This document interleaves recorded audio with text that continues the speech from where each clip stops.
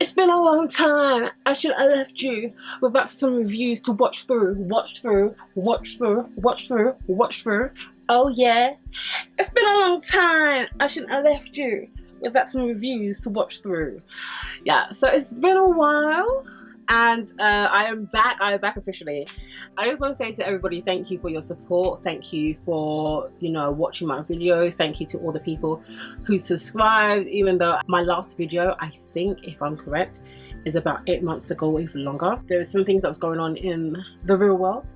I was just going through a hard time at a particular situation. Well, that's all sorted, and now I am back and I'm going to be consistent because this is what I want to do. I just want to say thank you to everybody who has subscribed. Thank you for everybody who's watched my video. I take everything on board, the good stuff and the bad stuff, as long as it is constructive criticism. Yeah, I'm back and we'll be doing and uploading a lot more content, reviews. I'll make sure try to keep on top of everything. If a film comes out that week, then hopefully by that weekend or the following week, but earlier on in the following week, it will be out. So I just want to say to everybody, thank you. It's been a long time since I left you with lots of reviews to watch through. So here's my take on films and how I feel about certain films, and I will be rating them. So yeah, thank you for sticking around. Hello, welcome to Cinephile Entertainment. I'm the Cinephile critic, and today I'll be reviewing this film. You shouldn't be hanging around with him. He's not a criminal. Have you seen his haircut? That's a crime, if ever I did see one. I apologize for the accent. I'm trying my best.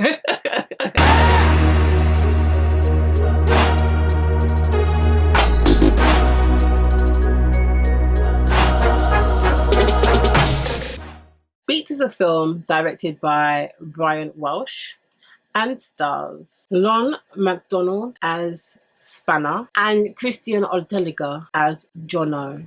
Beats is a story that is set in the 90s, and it consists of two friends. Now, these two friends are quite opposite. So Spanner is a bit more of the street way. His brother is a drug dealer. He was raised in violence and was raised with disrespect. So the way how he sees things, the way how he views society, and the way how he acts is obviously from a conditioning of his environment growing up. And it gives you an empathetic view to Spanner and the situation that he has been brought up in. He's someone that has been raised in dysfunction. His brother is just disgusting, and there's not much about his parents. No one really knows where they are. Where Jono, his mum is in his life, not sure about his father, but his stepfather has sort of taken up the mantle of being his father, even though he doesn't like that. He's more of a responsible person. He's been brought up in a more of a corrective environment where, there is consequences for not doing certain things. He is more the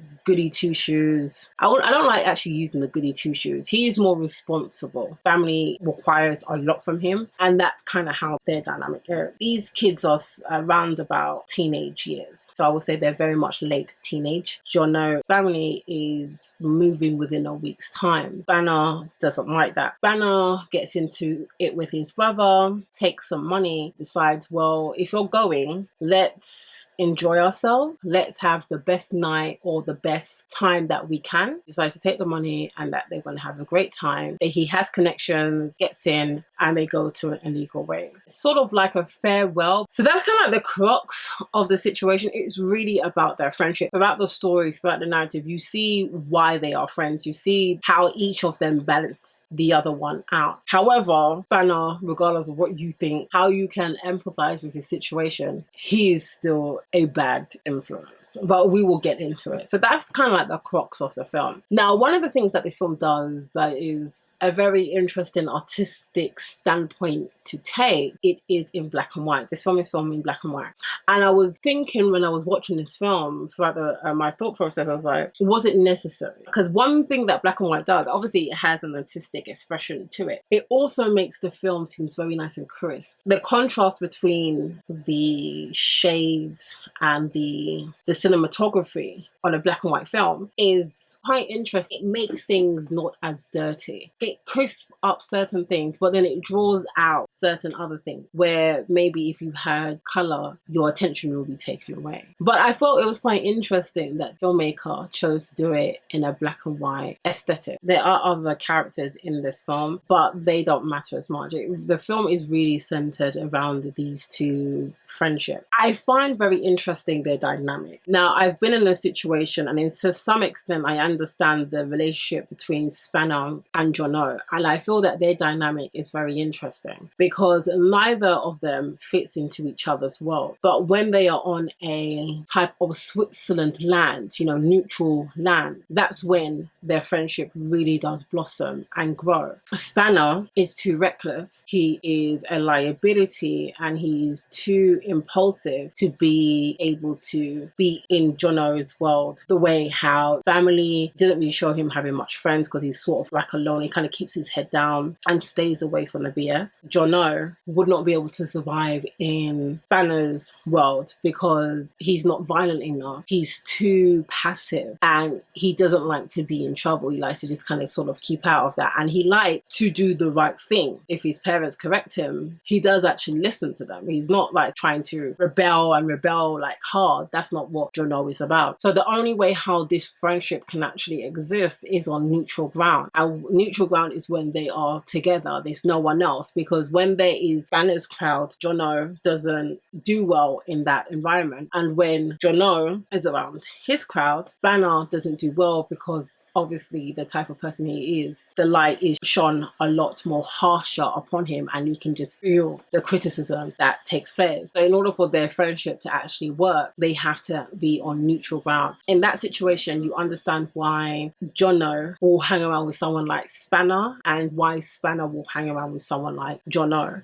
But it's funny because Spanner needs Jono more than Jono actually needs Spanner. But there is a good dynamic between the relationship, and that is what the film does really well. That's what is the intriguing process, or the intriguing part that the film pulls you in from their relationship and the dialogue and how they communicate with each other. But Jono is not blind. He does see the flaw in Spanner, but regardless of the flaw that Spanner has, he knows there's a person that he can, at that present moment in time, he can relate to. And I feel that is the interesting part about this film. Other cast members that are in here, they're okay, but it is really down to these two friendship. Now, the setting that this is set in is the 90s. So they have Tony Blair on the telly a few times. They have illegal raves. Now, back in the 90s, illegal raves used to be a really big thing. There used to be a lot more pirate stations, and these pirate stations would pop up around the country. Do is right then and there, the lastminute.com, they will send out a location or text a location, and people had to get there. So if they get there in time, then the police couldn't really move them off the premises. And so that's what they would do. These illegal raves used to happen all the time. There used to be drugs, techno music. Now, one of the aspects of the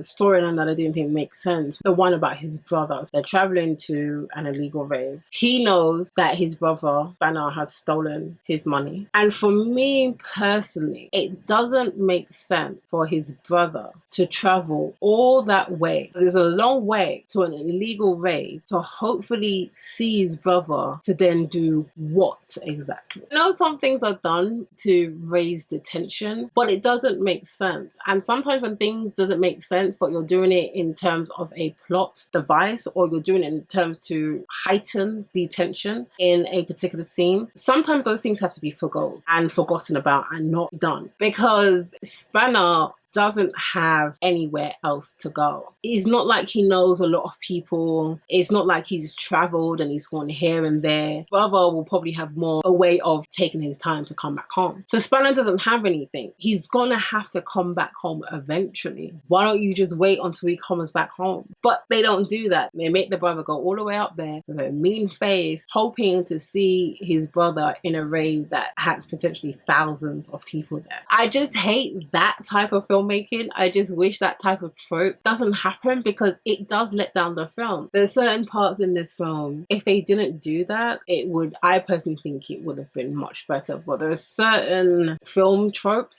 there's certain story tropes that are in this film that kind of does let it down. It's nice to see a story that's outside of London. It's nice to see a story that's filmed in Scotland. I like the fact that they had Scotland street slang and vernacular accents. I like the fact that these people were telling a story set in Scotland. The best aspect of this film is the relationship between the two friends. That is where the film thrives. Outside of that, it still holds your attention because there are other cast members and other characters that are interesting, but it doesn't grab your attention as much as the friendship between Spanner and Jono, and how they see each other and how they speak to each other and how they interact with each other is very interesting. I think it's one of the best duos that I've seen where people grown up differently, but yet they have a sort of respect for each other. I find is very interesting. But not only see the good in that person, but see the good in that person and not be changed by that person. Because usually what happens is when people